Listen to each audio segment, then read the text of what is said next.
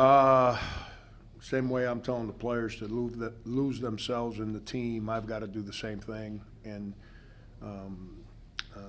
February is a hard month, and it's even harder when you're winning. It's easy when you're losing because teams, you're below them, so they don't have to pass you.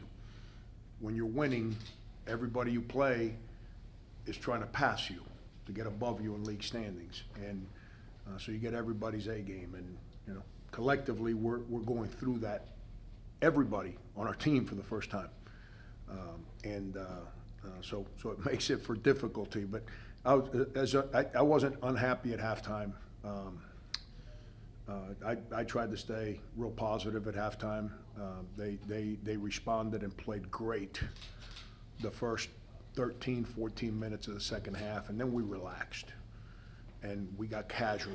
That's the word I always use with this team. When we're casual, we're not very good.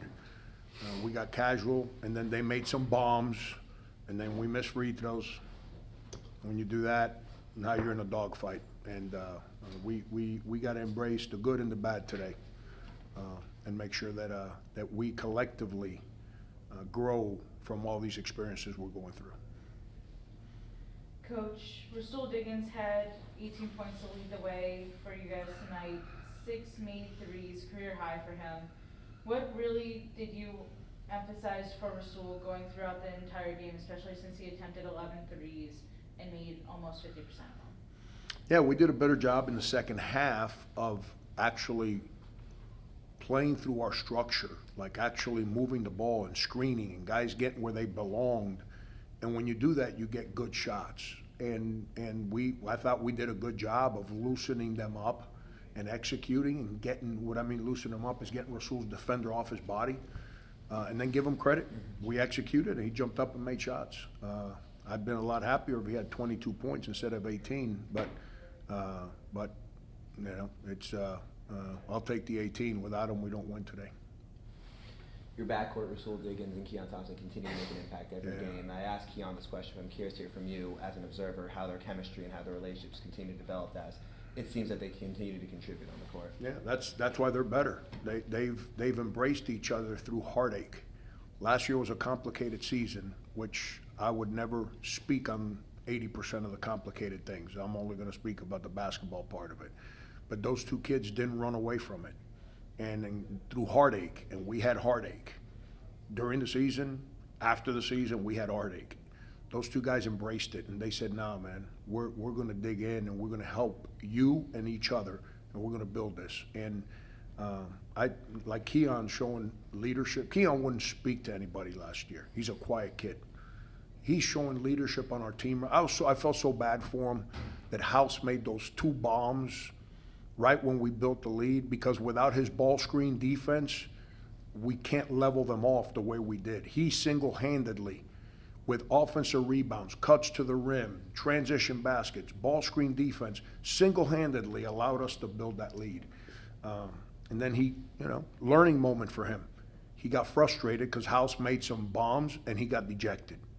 And then he didn't, obviously made 2 bad mistakes offensively after that. But he's becoming a leader, man. He owns our team. He's sharing his voice, and he's sharing his. I talked to our team yesterday a lot about sacrifice. He's got a bad shoulder. Like every once in a while, you see him get hit in the ball screen, that shoulder pops out, and he just keeps going, man. He sacrifices. Like that's why he's owning the team, is because of his sacrifices. Coach, where can the team improve most on in terms of keeping and taking care of games, keeping leads, and not letting it slip? Yeah, we relax. You can't, In the first half, our offense was bad. Like, this game was a flip. Our offense was bad. I thought defensively, early in the game, we just gave up some junk ball baskets. We defend, and the ball would be in the balance, and they come up with it and make a layup. Defensively, I thought from, the 6-minute mark of the first half to the 6-minute mark of the second half, I thought we were really good defensively. And then we took the foot off the pedal. And we got, I'm telling you, it's the word I use with this team, casual. And we got casual, We just assumed like, okay, we build a league, we're gonna win. And, but that's what happens with young teams. That's the youth of our team, and that you can't have that. You have to, I don't care if it's an 18, 19, 25-point game, you better fight for that next possession like it's the only possession of the game. We're trying to figure that out. Coach, you guys went 8 for 18 from the free throw line tonight. How has free throw shooting kind of been a bit of a weak point for you guys shooting-wise this season, as it's been what kind of caused the game? It's embarrassing. But we just went 14 for 17 or something like that at 2 games ago. And then at Bonnie's, we missed 2 one-on-ones and the free throw to finish off a 3-point play at the end of the game.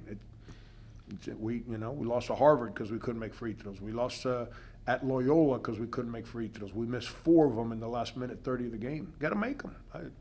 You don't make free throws, you're not going to win close games. That's why today I can't, just like I'm asking the players to lose themselves in the team, I can't get wrapped up on our mishaps. How about Matt Cross, who didn't play well today, coming up with those offensive rebounds, the safe possessions off the missed free throws? He could have done what Josh did, which is just stand there, but he didn't, and he saved the game for us with those plays. Coach, Jalen Curry and Rob Davis coming off the bench, combining for 17. On a day where the backcourt kind of led you guys, talk about what those 2 freshmen brought to the team.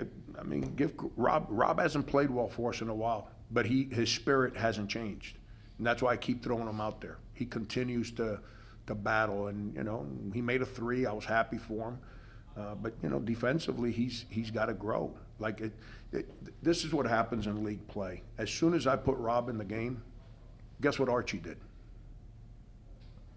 He ran a play right at Rob. He didn't run it for anybody else. He jumped up and yelled it, and they right at him. And that's what happens in league play.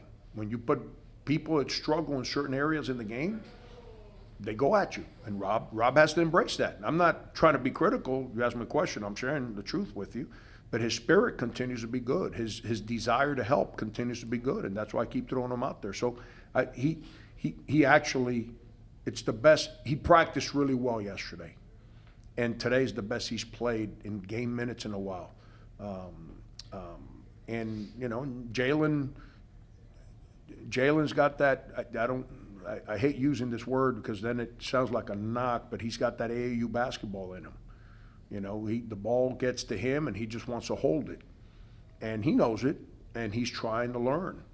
And like he made a great play, like a really hard play to come up with that breakaway, and then he showboats the layup. Like, you got to get rid of the AAU stuff, man.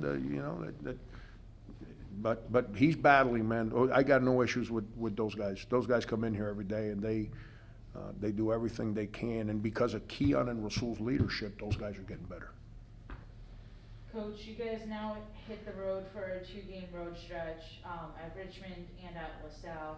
What do you want to take away from today's game to kind of go on into the Robins Center on Wednesday in the #1 team currently in the conference in the Richmond Spiders? Well, it's a team that plays completely different than this team we just played today, offensively. They've got just like House, they got a high-level scoring guard. I think his last name's King. Chris Mooney, they play through the Princeton concepts, so there's going to be a whole lot of back cuts and old-fashioned UCLA screens and big man stepping out and then cutting him back to the basket, and and so defensively we're going to get challenged because we got to prepare for a different style of basketball, and then offensively they want to play.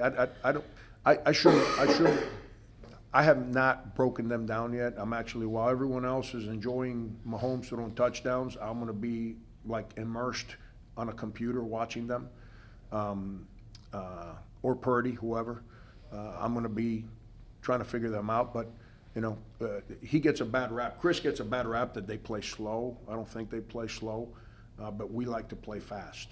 But if you play too fast against them, then they put you in the grinder defensively and get you to the end of the clock. So you got to make sure that you attack them offensively and not settle for bad shots.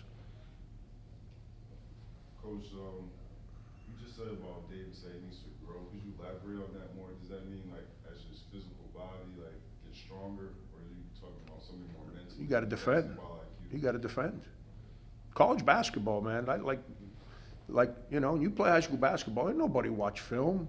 Michael Beasley, I just told this team this story. His first college game ever, I'm showing him scouting report, he's falling asleep. I made him stand up. And he says, I said, don't open your mouth, because if you speak, you're gonna lie. If you lie to me, then you're gonna piss me off. You gotta learn, stand up, watch film. So he watches us standing up, and he comes up to me after the meeting, he says, man, I've never done this before, man. Just work with me.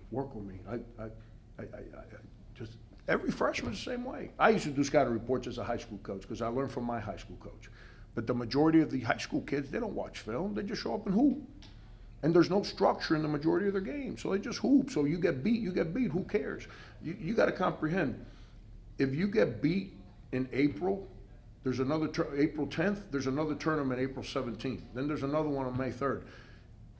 You get beat here because of one possession, because they went at you and you couldn't defend, like the season can go under. You know, there's repercussions for winning and losing in college basketball. We've lost it. We used to have it in high school. We don't have it anymore.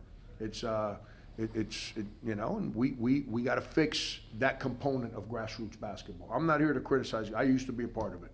I'm not here to criticize. People work really hard to give these kids opportunities, but now they get to college, and what they do is on film. Archie ran a play right at him because he sees film that he struggles defensively. That's not being critical.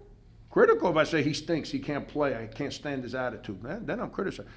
He's got to grow there. He's got to embrace how to become a better defender to complement where he's at as an offensive player right now. Just one follow-up. Do Yeah. you think your guys like hit the floor?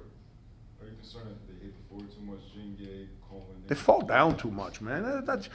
Yeah, I'm glad you said that. I'm like sick to my stomach. I hate players that fall down. But again, let's talk about, because everyone says, well, old people, when you learn to play on the asphalt courts, you don't fall down. I don't care how hard you get hit, because if you fall down, you're gonna bleed. You're gonna bleed. You don't fall down. These kids, all they do is work out with pads and all that stuff, and you know, I hate players that fall down. If you're gonna be on the ground, it's because you're going after a ball, because you took a charge, not flopping around. We gotta stop with that. I struggle with that. Other people, they might not care. I struggle with that. I can't stand it, and it drives me nuts. I know you say you're not watching the game, but who do you have tonight? Who do you think's gonna win? I gave you my Fredo story the other day. You can't go against the family, you know.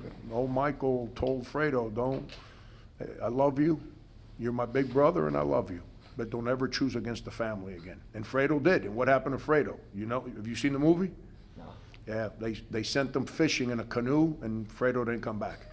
And you know, my son's born in Kansas, and he's a big Kansas City Chiefs fan. And by the way, all due respect to guys that coach that are in shape, I like the fact that Andy Reid's got a huge gut. And so I'm going with the Chiefs. I hope it's a good game for people that watch. Thank you. Good night, guys. Thanks, Coach.